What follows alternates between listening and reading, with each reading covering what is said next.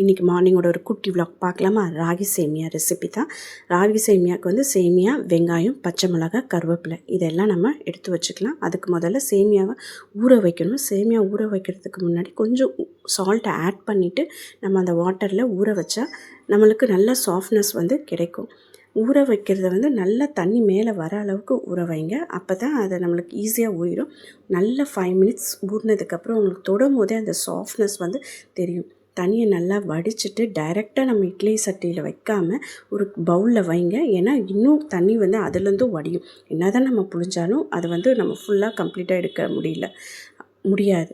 இப்போ கொஞ்சமாக ஆயில் வந்து அப்ளை பண்ணிவிட்டு அப்போ தான் நம்ம வந்து அதை அவிச்சு எடுக்கிறோமோ நல்லா டக்குன்னு ஒட்டாமல் வரும்.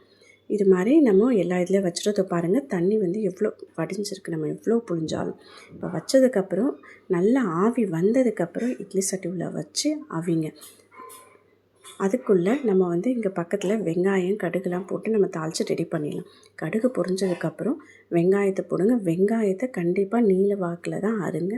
அப்போ தான் ருசியும் நல்லாயிருக்கும். உங்களுக்கு பார்க்கும் போது நல்லா இருக்கும். இது வெந்துறதுக்குள்ளேயே இதுவும் வெந்துருச்சு. நல்லா பிங்கிஷாக இருக்கிற மாதிரி பாருங்கள். ரொம்ப கருகு மட்டும் விட்டுறாதீங்க. டேஸ்ட் நல்லா ஆவி வந்ததுக்கப்புறம் எடுத்து அதை வந்து நம்ம வெளியே வச்சுருவோம்.